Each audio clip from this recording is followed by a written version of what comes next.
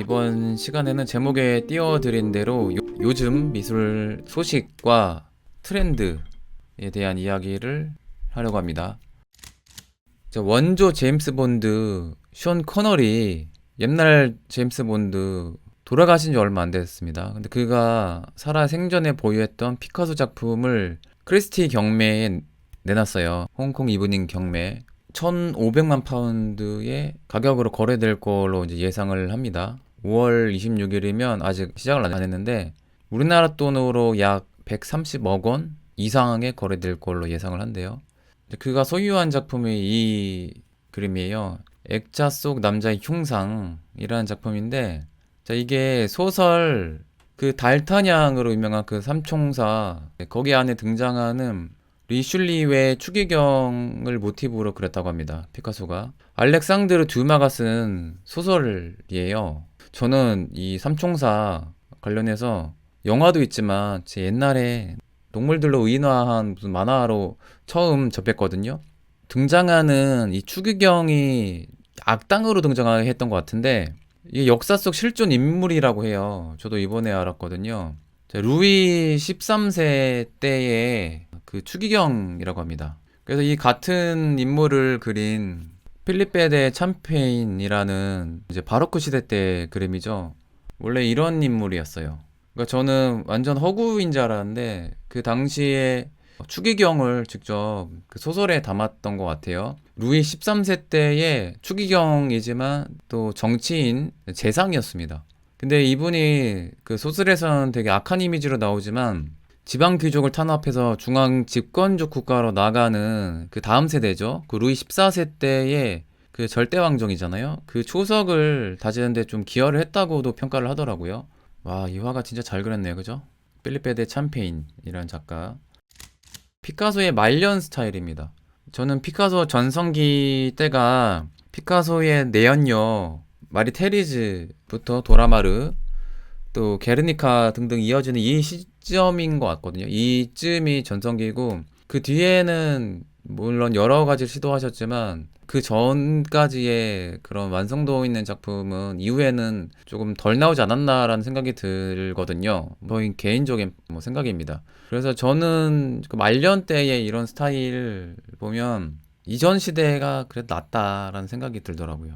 초창기 큐비즘에서 약간 변형됐을 때 그때가 그 보는 사람도 뭔지는 알아보면서도 피카소의 스토리가 또 담겨져 있다 보니까 보는 또 재미도 있고 한데 이때는 약간 애매하지 않나. 저는 개인적으로 그런 생각을 합니다. 피카소 말년 10년간의 그 작품 중에서는 좀 높게 평가받는다고 해요. 와, 130억 원짜리 그림입니다. 130억 원. 감상평 나오면 다시 좀 돌아가서 이야기하도록 하고, 자, 다음 소식. 우리가 좋아하는 빈센트 반 고흐의 별이 빛나는 밤이 레고로 나왔습니다. 광고해 준 것도 아니지만 그냥 재밌어서 이 소식이. 이게 반 고흐인가 봐요. 이거 반 고흐 하나도 안 닮았는데. 제 생각에는 새벽 0시에 손흥민 경기를 봤으니까 토트넘 선수 중에 에릭 다이어 닮았는데, 제 생각에는 고흐가 아니라 별이 빛나는 밤을 3D 레고로 이렇게 만들었네요. 그림에서는 약간 불확실한 거를 더 입체적으로 만들어서 아, 이런 구조구나 라는 게 조금 더 오히려 정리된 느낌? 이런 집은 없었던 것 같은데 비슷하긴 해도 교회를 이렇게 단순화시켰고 레고의 한계, 곡선을 최대한 내고 싶었으나 그게 각이 안 나오니까 되게 애쓴 듯한 이런 느낌? 그거죠. 각이 많다 보니까 별이 빛나는 밤에 큐비즘 버전이기도 하네요. 생각해보니까 엄청 비쌀걸요. 가격도 나와 있었는데 그 레고 홈페이지 가면 나옵니다. 요거 픽셀 디테일 보세요. 색감 변화 준 거. 근데 이거 설명서 있겠죠? 이거 어떻게 맞추지? 그거 너무 어려울 것 같은데요. 여기 디테일 되게 좋네요. 그림보다 더 디테일해. 와, 이건 빛 각도 안 나오니까 단순하게 4개밖에 못했네요. 이 별빛 퍼지는 그 느낌 동그랗게 이렇게 나와야 되는데 아, 이게 레고 이거에 맞춰야 되니까 각도가 안 나와서 이렇게 됐구나.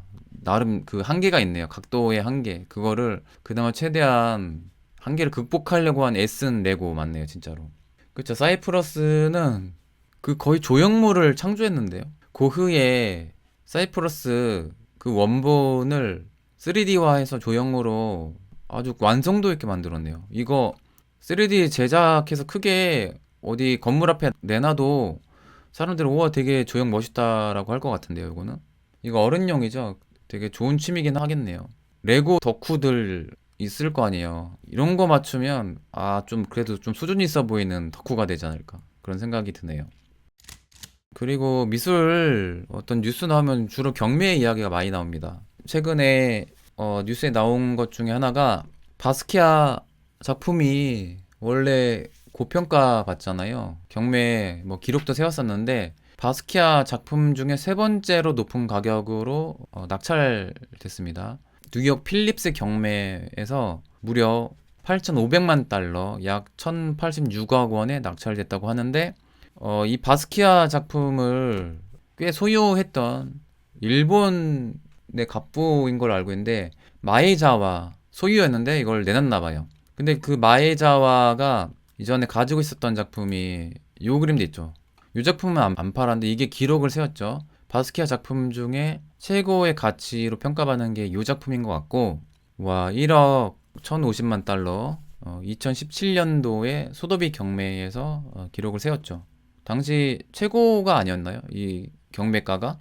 이제 무죄인데 같은 연도에 그린 붉은 계열의 뿔 달린 요 그림이 이번에 이제 낙찰된 거죠. 어차피 바스키아가 그래피티고 낙서 스타일이고 아주 자유분방하게 막 들이붙잖아요. 근데 이게 색감은 더 좋네요. 제 생각에는. 그래서 개인 취향이긴 하지만. 모마에서 전시했었군요. 그래서 다시 이제 내놔서 이번에 이제 팔았습니다. 힙합을 진짜 좋아하는 분들이 그 힙합의 역사까지 파고든단 말이야. 그럼 바스키아가 나오거든요. 흑인 문화의 3대 요소였나? 이전에 방송한 적이 있는데 그 중 하나가 그래피티 그리고 랩 뮤직, 힙합 뮤직 그다음 비보이였나? 아무튼 그런데 문화와 힙합과 되게 연관되고 이분이 또 앨범 작업도 하셔서 그 되게 명반을 평가받는데요. 그러다 보니까 바스키아를 좋아하는 분이 많을 수밖에 없는 거고 호불호가 굉장히 많이 갈리고 저도 개인적으로 좋아하는 스타일은 아닌데 워낙 이런 거를 좋아하는 분들이 많으니까 힙하다고. 저도 제 취향은 아닙니다. 낙서도 더 감각적으로 잘하는 친구들이 있긴 하거든요. 근데 이전에 제가 그 패션 디자이너 아민 케이님 인터뷰 초대했을 때 그런 표현을 했었어요. 진정으로 막 그리고 낙서했다는 느낌이 든다. 진정으로 막 그렸다. 그래도 좋아한다.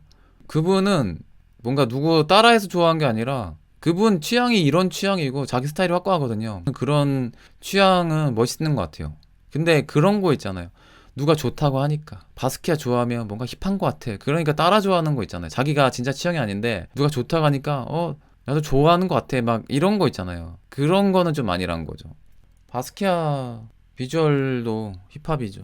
멋있잖아요. 근데 요거는 좀 아닌 것 같아요. 이거는 모르겠습니다. 어떤 거에 의미를 찾아야 될까? 의미를 찾을 필요는 없죠. 해골이 일본 장군 투구 같다고